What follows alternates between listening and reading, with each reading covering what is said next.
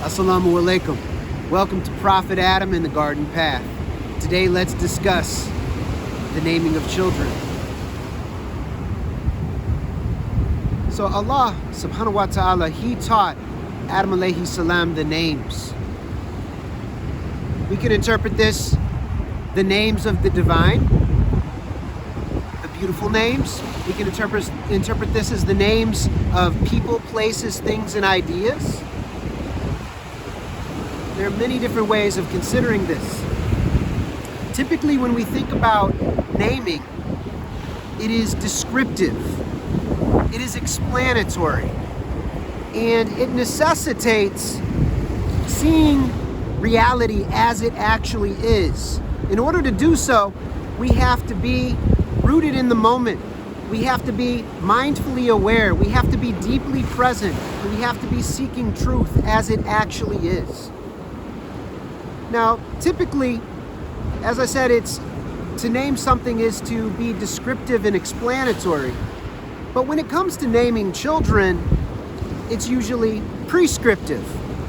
Like it could be descriptive in the sense of naming an ancestral connection, naming a child after a great-grandmother, a great-grandfather, a father or a mother. Perhaps naming them after someone that we look up to, perhaps a prophet, perhaps a wali. But in many cases, we should be naming our children in a prescriptive manner, giving them a strong name that they can grow into.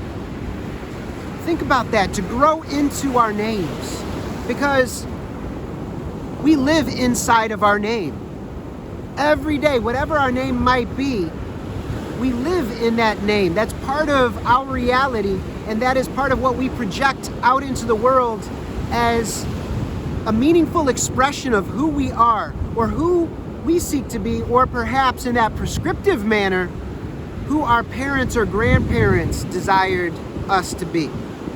A name that conveys strength, that conveys meaning, a name that might unfold over time.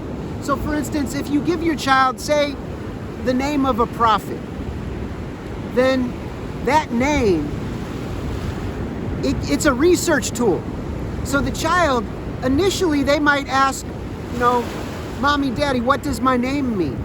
And you can say that you're named after this great man or this great woman from the past, and we want you to be like them at some point, inshallah. So what's interesting is they might tell them stories to that little child that might inspire that child to see their name and their name's sake with reverence, and show them respect and honor that name. And as they are living inside that name, they don't want to betray that name. So it could be any. So for instance, if we would name a child after Ali, radiyallahu anhu, then this name has certain meaning within it. Perhaps its original meaning in Arabic, if we look to the etymology, and then all of the stories. So we're looking at his characteristics, his traits, his qualities. And this is something for the child. He gets to learn the stories about this great man and see the meaning for himself as he gets older. And inshallah, as he gets older, maybe he goes and starts using it as a research tool. And he looks into everything he can find about Ali, and he finds connecting points to himself, and it becomes more meaningful.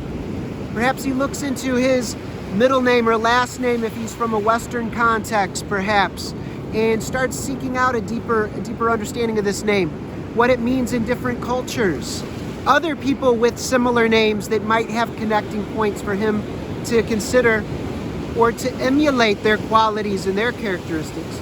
So anyway, I think that giving our children a strong name that they can, as a prescription for them to grow into, is very, very important.